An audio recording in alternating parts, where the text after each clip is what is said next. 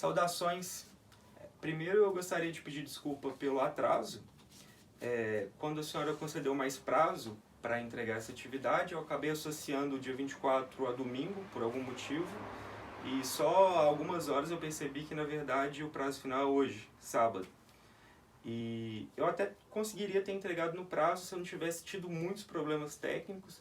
Eu tentei fazer várias chamadas de vídeo em vários aplicativos, gravar e tal, deu tudo errado, e aí eu estou nessa situação aqui agora. Mas são 2 horas da manhã, inclusive. Eu já vi lá que no Moodle o prazo para entregar esse trabalho fechou, mas eu vou tentar entregar ele por e-mail para a senhora. Então vamos lá.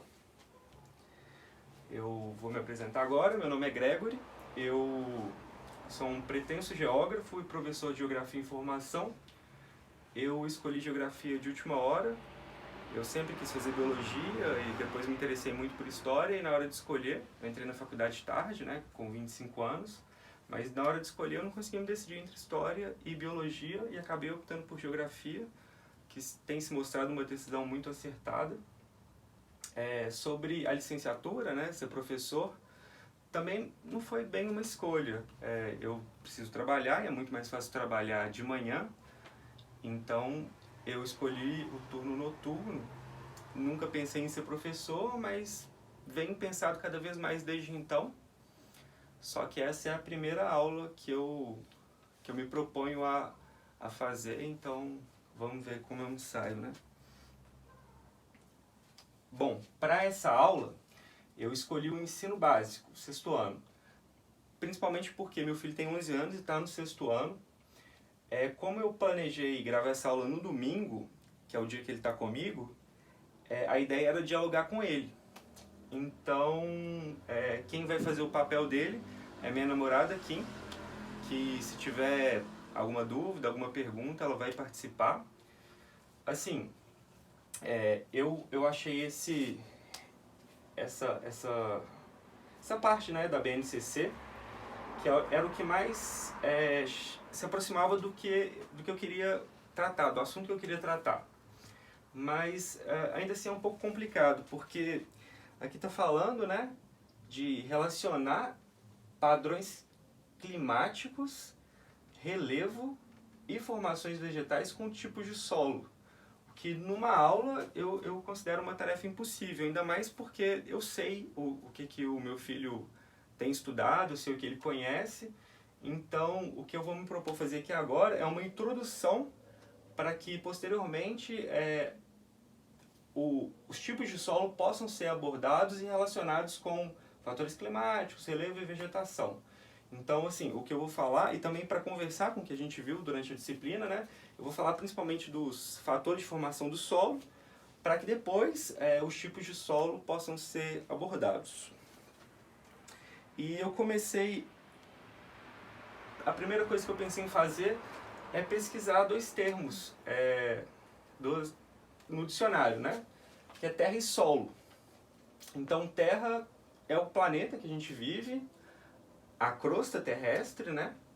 E solo é a superfície sólida, a crosta terrestre também, ou chão. E nada disso vai falar muito do que a gente vai tratar aqui. Mas eu achei interessante, assim, porque está relacionado, né? Tem a ver. Então, para a gente interessa que solo é a parte superficial da crosta terrestre formada pelo intemperismo das rochas, adicionado de matéria orgânica, proveniente dos organismos, sob influência do clima, do relevo e do tempo. E o que é mais importante, capaz de suportar a vida. Não é só a soma de todos esses componentes, né? Uma analogia muito interessante que a professora fez na sala é que é como se fosse a receita de um bolo, né? Não basta juntar todos os ingredientes, ele tem todo um processo, tem uma ordem, né? Tem as quantidades e tudo mais. Então, assim, um bolo não é só misturar tudo, tem toda uma lógica, tem todo um processo. Pode perguntar. Para ver se eu entendi, então o solo ele vai sendo formado com o tempo, não sei como que vou falar, com movimentação das rochas ou algo do tipo que vai influenciar nesse... na formação do solo? Como é que funciona? As rochas vão se desgastando? O que acontece? Isso, é exatamente isso. Começa com o intemperismo das rochas e passa pela matéria orgânica, né, que vai potencializar esse intemperismo. Vamos avançando que você vai entender mais. É justamente sobre isso que eu quero falar. Então, também não é um processo unicamente físico, né? Não é só o intemperismo, não é só assim, a influência do clima, né? Do relevo do tempo. Também tem a questão da vida, a questão orgânica. E aí a gente vai para os fatores de formação do solo. As rochas, a matéria orgânica, o clima, o relevo e o tempo. Então esses são os 5 fatores de formação do solo. E eu vou falar um pouquinho deles. O primeiro é justamente o que você falou. Eu acho que você já deve ter visto isso na escola, né? Imagino. Essa é a matéria do ensino fundamental mesmo. Sim. Começa com... Não necessariamente começa, mas a gente vai começar pelas rochas mesmo. E assim, para falar disso, a gente nem viu isso na disciplina, mas a gente precisa voltar um pouquinho no ciclo das rochas. Eu não sei se é um problema do Raul, da escola do Raul, mas eu sei que o Raul, meu filho, ele sabe nada ou quase nada sobre isso, né? Bom, mas o ciclo das rochas eu acho que para você é tranquilo, né? Você lembra disso? Rochas magmáticas, metamórficas, Sim, sedimentares. Sim. Bom, esse quadro que eu achei maravilhoso, parece arte, né? Bonito, do professor Sylvester. Ele tem um canal no YouTube, um canal dele próprio, e ele também faz vídeos pro canal da TV Cultura. E ele que fez esse quadro, que eu achei muito interessante. Aqui tem as rochas magmáticas, né, que também são conhecidas como rochas ígneas, intrusiva e extrusiva, ou plutônica, ou qual que é o outro termo mesmo? Esqueci. Plutônica e superficial mesmo, né?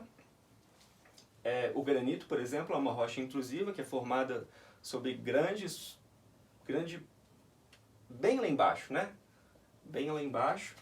E as rochas sedimentares e a rocha metamórfica. Eu tenho um slide aqui para frente que eu vou dar alguns exemplos. Deixa eu pegar aqui umas anotações para eu lembrar. Bom, mas as rochas ígneas, aqui eu tenho um exemplo do granito, que é a rocha mais comum na superfície, a rocha ígnea mais comum, que ela é uma rocha magmática, né? Formada em profundidade. E a versão dela, digamos assim, que é extrusiva, né? Que é formada por derramamento de lava. Aqui é interessante a gente ver que ela teve tempo de se organizar, né? Os minerais se organizarem dessa forma. E as rochas sedimentares, aqui eu tenho mais exemplos. Só um momentinho, deixa eu encontrar.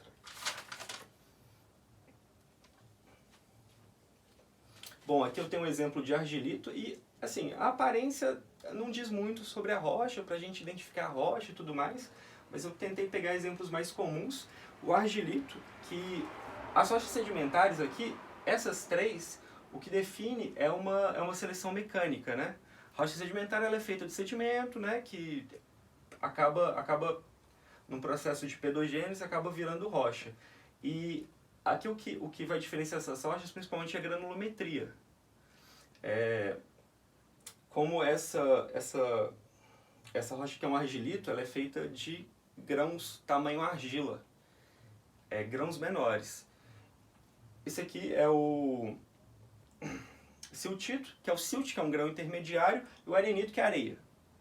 Então, assim, o vento transporta, a água transporta e acaba formando essas rochas. E aqui eu tenho um exemplo de rocha bioquímica, que é o calcário, que é formado nos oceanos por precipitação química de cálcio, né?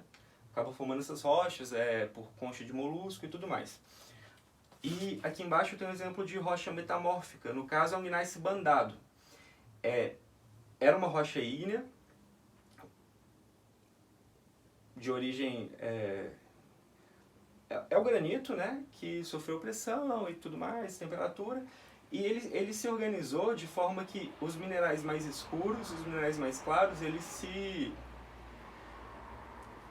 vão, né, vai num processo de... Me ajudei. Parece que ele foi se separando e formando separado, mas o termo eu esqueci. Enfim. Não sei o que Bom, você quer dizer. isso é importante para a questão do intemperismo, né? Porque o intemperismo vai agir diferente em rochas diferentes, assim. Uma rocha que é mais resistente ao intemperismo é o granito, por exemplo, que é uma rocha muito dura, muito sólida, muito organizada. Agora, a rocha metamórfica, por exemplo, ela vai ter linhas de fraqueza, né? Que o intemperismo consegue agir mais facilmente. Então, nessa formação que ela fica, não sei se é formação o termo que você queria falar, ela fica, tipo, mais maleável, talvez? Não maleável, ela é muito dura, mas ela é fraca porque ela não é tão coesa, digamos assim. Ela sofreu muita pressão, os minerais se reorganizaram, e isso faz com que ela tenha linhas de fratura mesmo. Deixa eu ver se eu encontro um termo melhor aqui. É um bandeamento, né? A parte escura é ferro e a parte clara é magnésio. Então, Desculpa. A parte escura é ferro e magnésio, a parte clara é alumínio e silício. O silício é muito resistente, assim. A areia da praia, por exemplo, é basicamente quartzo, né? É um mineral silicatado. Então, assim, a parte clara ela resiste melhor ao intemperismo. Quando ela está melhor misturada, assim, a rocha fica mais forte mesmo. Aqui, no caso, já tem uma separação, já não é mais tão forte. Alguma questão sobre isso? Assim? Não, entendi. Entendeu mais ou menos? Entendi. Ficou alguma dúvida? Não. Não? Então tá. Ainda sobre rochas, é importante ressaltar que assim, o ambiente de formação da rocha é muito diferente do ambiente em que ela começa a sofrer intemperismo, né? A rocha é formada em subsuperfície e o intemperismo começa a atuar em superfície. Então, assim, isso influencia bastante, é um fator que deve ser lembrado. Aí, o que eu estava falando, assim, em geral, as rochas ígneas, o intemperismo é acelerado pelo metamorfismo. Agora, para sedimentares, não, retarda. Por exemplo, é uma rocha muito resistente, um resistato que a gente tem aqui muito em Minas é esqueci o nome.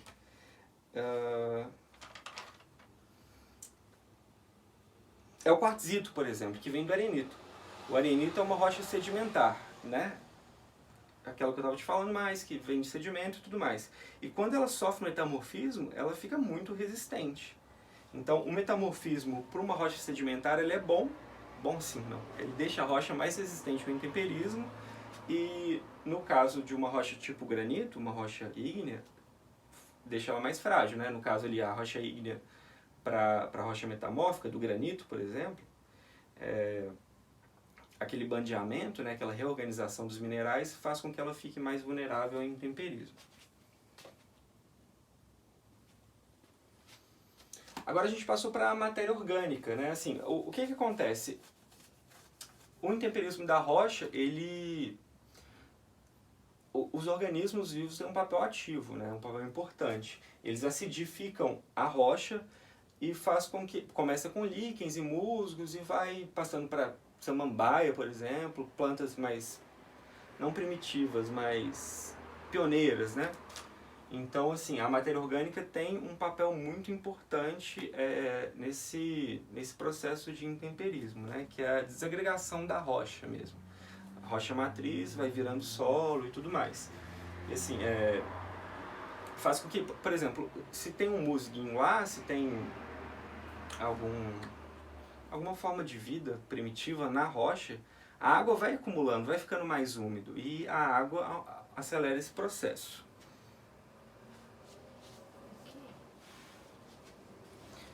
E é isso, a matéria orgânica acidifica o solo também, que começa nesse processo. Assim, o solo ele tende a ficar homogêneo, ele tende a se organizar em horizontes e tudo mais. E isso é feito também pelas raízes das plantas, pela mesofauna, que é minhoca, besouro, esse tipo de coisa. O clima é um fator importante, né? A água via chuva, né? Precipitação, ela age solubilizando, principalmente no caso do calcário, por exemplo.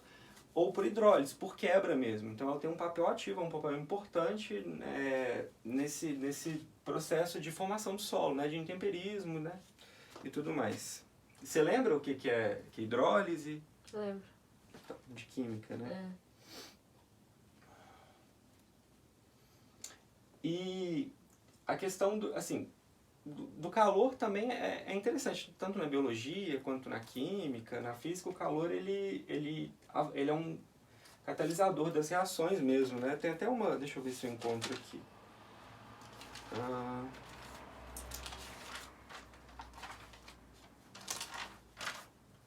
Perdi.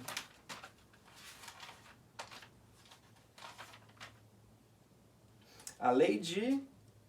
Não vou saber pronunciar, mas para cada aumento de 10 graus na medida da temperatura, as reações químicas e biológicas dobram ou triplicam de velocidade.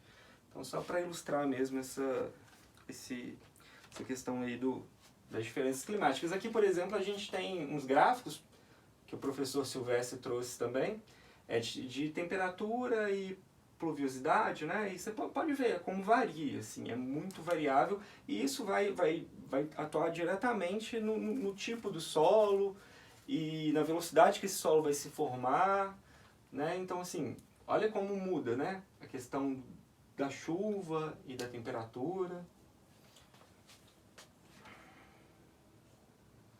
Agora, sobre o relevo. O relevo é um fator importante também, é um fator controlador, né?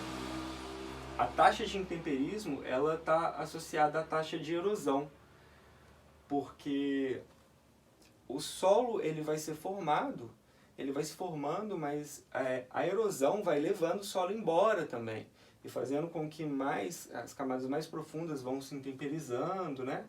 Então, a taxa de intemperismo, ela está relacionada diretamente à taxa de erosão.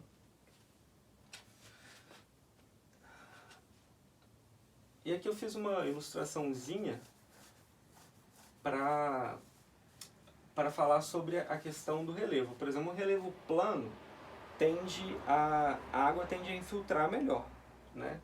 Então, a água infiltrando melhor, a erosão vai ser um pouco menos intensa, porque a água vai infiltrar e não vai carregar material, né? A erosão carrega material, a erosão não carrega rocha, a erosão carrega material já desassociado, material já intemperizado. Se é plano, a água não corre tanto, ela vai entrar melhor. E se o relevo não é plano, o relevo é mais movimentado, a água tende a infiltrar menos. Não sei se ficou claro nessa ilustração, mas... Não, dá para entender, sim.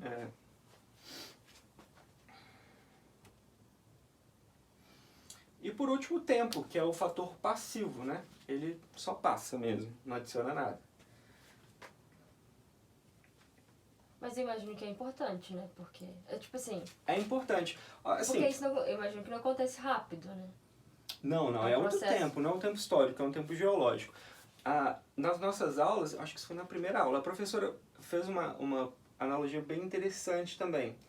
Eu até pensei em colocar essa ilustração aqui, eu não sei se eu vou conseguir explicar direito. Mas ela colocou um barril.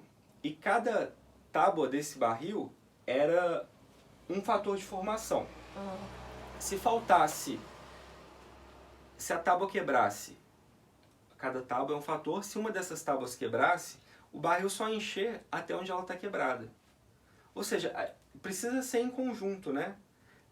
Depende de todos esses fatores atuando em conjunto. Se faltar um, não adianta. O solo não vai evoluir, não vai... né? Então, assim, não adianta ter muita chuva, mas num relevo muito movimentado, por exemplo. Vai formar solo? Vai, o solo vai embora. Vai continuar sem solo ali.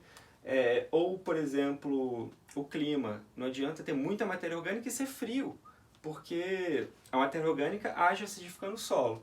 Mas o frio vai fazer com que a matéria orgânica, matéria orgânica não, a vida, né? Os organismos, eles fiquem muito lentos e não vai produzir humus, então também não vai acidificar o solo. Então, um depende do outro. É por isso que eu mantive, eu não sei se você percebeu, mas aquela frase que eu li primeiro, eu destaquei e eu tô falando das rochas, mas matéria orgânica, clima, relevo, eles estão sempre aqui. para não esquecer e para entender que assim, não dá para explicar um sem o outro também, né? Bom, mas aqui tem dados experimentais que feitos em laboratório. O granito, é o exemplo que eu mais estou usando, para que 5 centímetros de solo sejam formados, por exemplo, isso é teste de laboratório, né? Em regiões temperadas, 10.000 anos para formar 5 centímetros. Em regiões tropicais, um pouco menos, mas isso pouco importa, porque isso é a idade absoluta da rocha. Para a gente, o que importa é a idade relativa, porque em condições ideais de laboratório é uma coisa, mas você viu naquele desenho que o professor Silvestre fez, como que varia muito, tipo assim, pluviosidade de um lugar para o outro, temperatura de um lugar para o outro. Então, o que adianta você saber a idade absoluta, assim? Para o estudo dos solos, pouco importa. Agora, para ilustrar essa questão do tempo, eu trouxe... Isso aqui é a contracapa de um livro que, assim, para os geólogos é muito importante, para a gente que faz geografia no começo, para estudar geomorfologia, pedologia, e geologia também é muito importante. Mas, enfim, essa é a contracapa desse livro e ele traz essa ideia... Aqui tá pequeno, não sei se eu vou conseguir ler. Eu não consigo dar zoom aqui também. Mas ele traz a ideia do ano Terra. Ele pega a história geológica da Terra toda e condensa em um ano. E aí, que por exemplo, ó, o ano começa em janeiro, né? E em janeiro a Terra estava se formando ainda. Aqui em junho, primeiras evidências de clima glacial em grande escala.